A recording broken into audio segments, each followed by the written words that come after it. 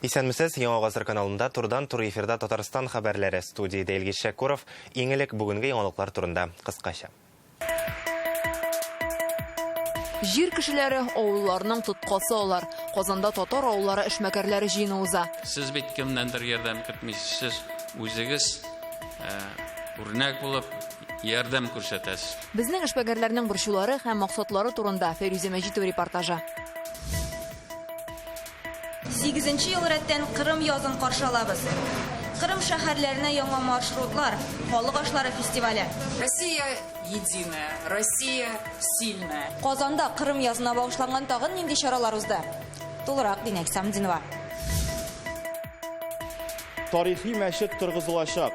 Бу бик тә кирәк, яшь буынга кирәк. Кукмара районы Мәшкәрә авылындагы Аллаһ йортын ничек төзекләндерәчәкләр? Барысы хакында тулырак Руслан Сындинов. Бүген ил тарихында истәлекле дата 8 ел элек 2014 елның 18 мартында Кырым Россия составына керде. Кырым халкы үз тарихи ватанында Россиядә яшәргә теләк белдерде, диде бүген президент Владимир Путин Мәскәүдә узган тантанада. Анда 200 меңнән артык кеше катнаша. Әлеге еллар дәвамында Кырымда зур үзгәрешләр башкарылуын билгеләп үтте ул. Торак пунктларда инфраструктура, газ, су кертелә, юллар тәртипкә китерелә, күперләр салына. Әмма шушы ук вакытта, диде Владимир Путин, Украина хакимияте тарафыннан Донбасс зыян күреп яшәде. 8 ел ут эчендә яшәүне ул геноцид дип атады. Украинада барган махсус хәрби операция бу геноцидны туктатырга тиеш дип белдерде. Мне приходят в голову слова из Священного Писания. Нет больше любви, как если бы кто-то отдал душу свою за друзей своих. Все заключается в том, что это универсальная ценность для всех народов и представителей всех конфессий России. И именно для нашего народа, в первую очередь для нашего народа. И лучшим подтверждением тому является то, как воюют, как действуют наши ребята в ходе этой военной операции. Плечо плечом. Помогают, поддерживают друг друга. А если надо, то как родного брата прикрывают своим телом от пули на поле боя. Бүген әлеге тарихи датага багышланган чаралар илнең һәр төбәгендә уздырылды. Концерт, бәйрәм митинглары, флешмоблар планлаштырылган. Татарстанда тантана җиңү паркында кичке 5-тә башланып китте. Ул Кырым, Россия, Донбасс шигары белән уза.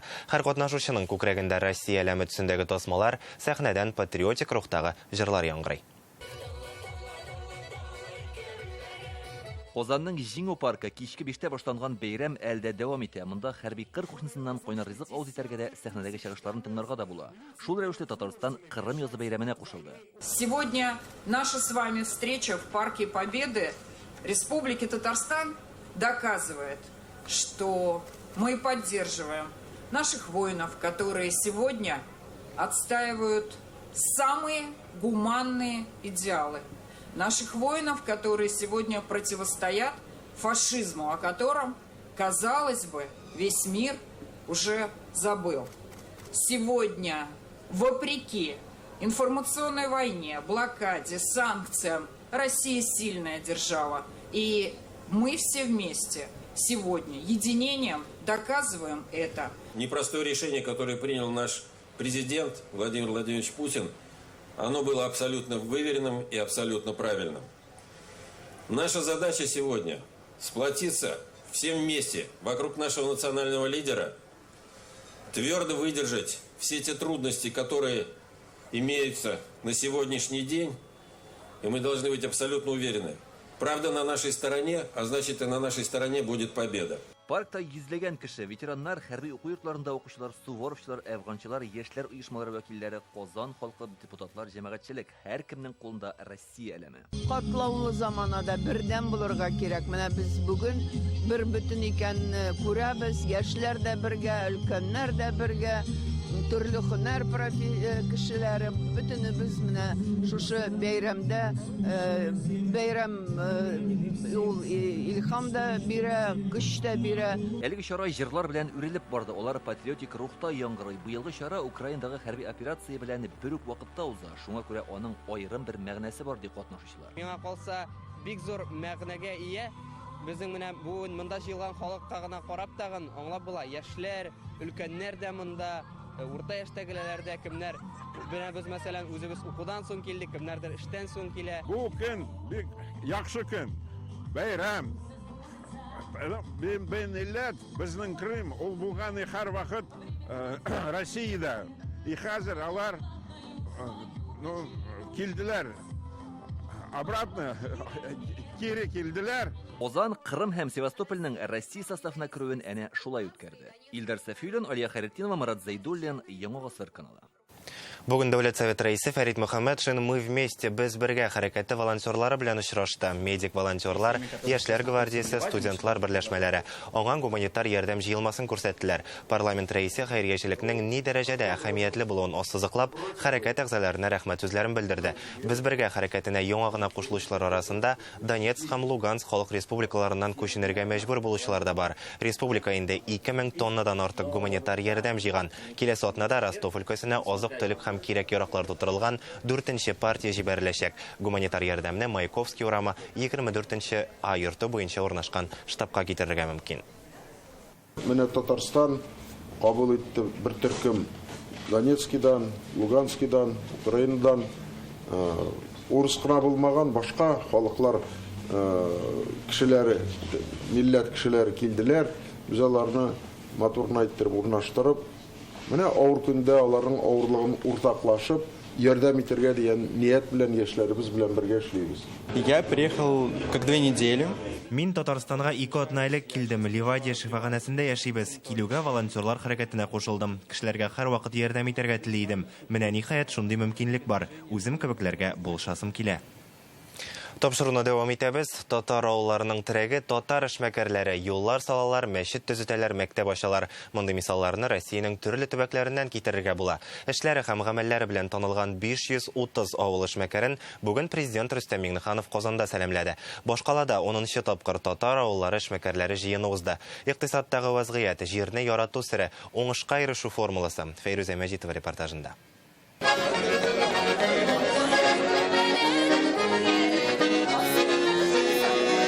Татар авыллары эшмәкәрләре әнә шундый алар. Биеп җырларга да хирыс, кәсепләре шушы күргәзмәдә. Рөстәм Миңнеханов та күрде. Монда яшелчә үстерүчеләрдә, ит эшкәртүчеләрдә, татар бизәкләр ясаучылар да бар. Татар эшмәкәрләре нәрсә генә җитештерми. Менә затлы мамыкшәлләр, бизәнү әйберләре һәм ир-атлар өчен кәләпүшләр. Моны да кулдан үзләре тегәләр. Җаның теләгәнне сайлап алырга мөмкин. Илдәге икътисади чикләүләр һәр эшмәкәргә йогынты ясаган. Чувашиянең Шыгырдан авылыннан козлык җитештерүче Пазюковлар товарлары өчен тышчаны чит илдән ала торган була. Хәзер кертелми башлаган. Бәрәңге үстерүчеләр исә минераль ашламаларны читтән кертә. Хәзер үзебезнекеләрне кулланасы була диләр. Җитештерү күләмен дә арттырырга җыеналар. Импортны япканга күрә без уйлыйбыз бәрәңгене һәм башка яшелчәләрне үстерергә. Шундый планнарыбыз бар. Киләчәккә планнар, уңышлы проектлар һәм алда торган бурычлар турында пленар җыелышта сөйләшәләр. Рөстәм Миңнеханов үз чиратында эшмәкәрләргә мөрәҗәгать итеп, икътисади кыенлыклар вакытлыча аларга бирешмәскә кирәк ди. Заманы бераз буталчыграк вакыты, җиңел вакытлар түгел. Әлбәттә без үзебезнең илебез белән булырга тиеш, үзебезнең президентыбыз белән булырга тиеш, анда бер дә шик юк. Менә сезнең белән күрешкәч, бөтен ул авырлыклар ничектер югалып калды.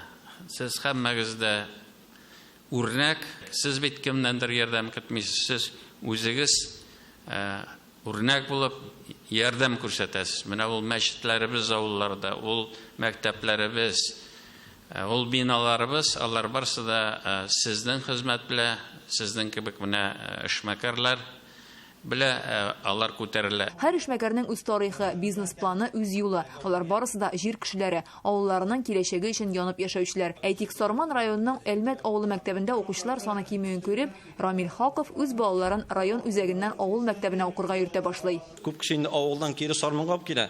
Һәм завуштаган әйтә инде миңа, ничек инде син үзәктән баланы алып, авылга илтәсең, безгә бөтенне сап килә ди. Бездә бит бөтен специалистлар ди. Мин дә карагыз әлдем. Безнең беренче президентыбыз Минтимер Шәрипов Шәймиев та, хәзерге президентыбыз Рөстәм Нургалиевич та авылда белем алып, тәрбияләнеп, нинди зур шәхесләр булдырар дим. Һәм ул шунда авызын йомды. Польшада туып үскән Мансур Адамович үз балаларын татар мөхитендә тәрбияләү өчен Татарстанга күченеп кайта. Үзе 2 ел инде авыл туризмын үстерү белән мәшгуль. Бу вакыт эчендә кызлары татарча өйрәнгән. Күкрәк киереп, җырлавы лаек булсын. Татарстан Гөлбастан дип туган җирем. Татар авыллары эшмәкәрләре узган ел 237 миллиард сумлык азык-төлек җитештергән. Бүгенге кыен чорда аларга дәүләт ярдәме күрсәтеләчәк. Татарстанның агросәнәгать өлкәсенә бюджеттан 13 миллиард сум акча каралган. Федераль үзәк тә булышлык күрсәтәчәк. Фәрүзә Мәҗитова, Кадир Миндубаев, Яңа гасыр каналы. Татарстанда язгы кыр эшләре өчен бертөкле һәм бертөкле кузаклы культура орлыклары кирәгеннән күбрәк итеп әзерләнгән. Үсемлекләрне химия юлы белән саклау чаралары ашлама буенча да проблема юк. Бу хакта бүген журналистларга республиканың авыл хуҗалыгы һәм азык-төлек министрлыгы вәкилләре сөйләде. Быел Татарстанда 2 миллион 700 мең гектар чәчүлек мәйданы булачак. Бәрәңге, яшелчә, шул исәптән кишер, кәбестә мәйданнары арттырыла. Чит илләрдән кайтарыла торган кукуруз, көнбагыш, шикәр чөгендере орлыгы мәсьәләсе контрольдә тотыла. Килешү буенча Европа илләреннән килергә тиешле барлык төр товар кайтартылачак. Бүгенгә 97% инде Россия территориясендә. Хәзер аларны авыл хуҗалыгы җитештерүчеләренә тарата башлаганнар. Түләү таләпләре үзгәрә. Тулысынча түләгән чиракта гына күп предприятиелар тулысынча түләгән чиракта гына бу орлыкларны бирергә контрактлар төзүләрен, договорларны шундый үзгәртәләр. Кемнәр моңарчы түләп куйган, аларның күпчелек предприятиеларда шул түләнгән бәя буенча планлаштырылган көннәргә алар кайта. Татарстанда быел юл салу бәясен арттырмас өчен үзебезнең карьералардан алынган вакташ куллана башлаячаклар сыйфаты яхшы диде бүген Татарстанның транспорт министры Фәрит Хәнифов. Ул республиканың район башлыклары белән очрашу үткәрде. Гадәттәгечә юл эшләре сезоны башланыр алдыннан шулай очрашып аралашалар. Көн кадагында яңа икътисади шартлардагы эшчәнлек тора. Транспорт проблемалары, төзелеш материалларын файдалану. Әйтик, җирлек җитәкчеләрен хуҗасыз юллар мәсьәләсе борчый. Республикада шундый 400 чакрым участок бар. Берничә елда аны хәлитергә планлаштыралар. Шул ук вакытта санкцияләрнең юл хуҗалыгы эшчәнлегенә әлегә йогынтысы юк, диде министр. Жол төзү буенча бернинди тоткалыклары юк. Чөнки импортозамещение дигән әйберләр безнең жол хуҗалыгында 95%-тан да ким. 5% ансындан шул запчастлар проблемасы булыр. Һәм яңа техника алу буенча сүзләр кузгатылса шушы проблемалар булыр. Моннан тыш җыелышта сүз җәмәгать транспорты турында да барды. Узган ел Татарстанның 4 шәһәрендә Бөгелмә, Әлмәт, Яшелүзән, Лениногорскида автобуслар белән кыенлыклар килеп чыкты. Кайдадыр алар йөрүдән туктады. Хәзер алар өчен аерым яңа төрле маршрут шелтәре проекты әзерләнә. Аны шушы 4 шәһәрдә сынап караячаклар. Шушы шәһәрләр белән эшне бергәләп алып карарга дип сөйләштек.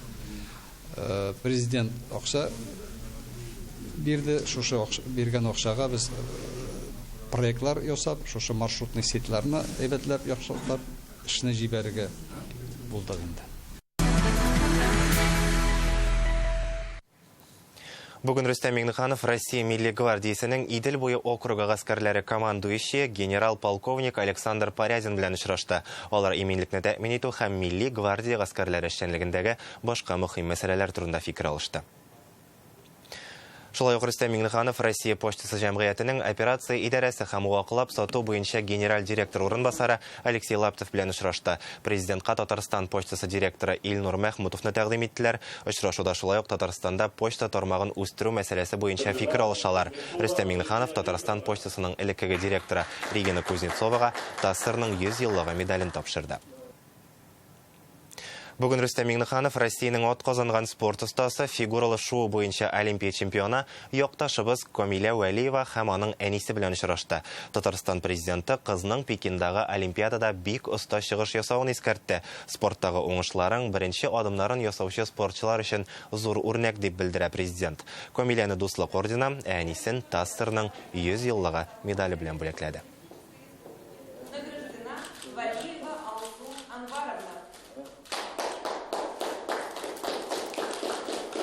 Бүген Казанның көрәш сарайында герой шагыйрь Муса Җәлил истәлегенә багышланган милли көрәш буенча зур турнир башланды.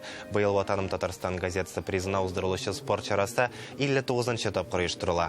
Ул ел сайын иң көчле спортчыларны бер мәйданга җыя. Ачылу тантанасында тамашачыларга һәм катнашучыларга Җәлил батырлыклары турында театральләштерелгән тамаша күрсәтелде. Бүген турнирның сайлап алу этабы республиканың барлык районнарыннан 400ләп көрәшче төп титул өчен көрәшә башлады. Җиңүчеләр акчалата бүләкләрдән тыш көрәш буенча спорт мастеры исемендә алачак. Төрле авырлык категорияләрендә беренчелекне яулаучылар исемнәре иртәгә билгеле булачак. Герой шагыйрь истәлегенә багышланган ул көрәш ниндидер иң дәрәҗәле һәм бүтән көрәшченең чын барлыгы белән ачып бирә торган шундый бер бәйге кебек кабул ителгән иде. Менә ул традиция дәвам итә.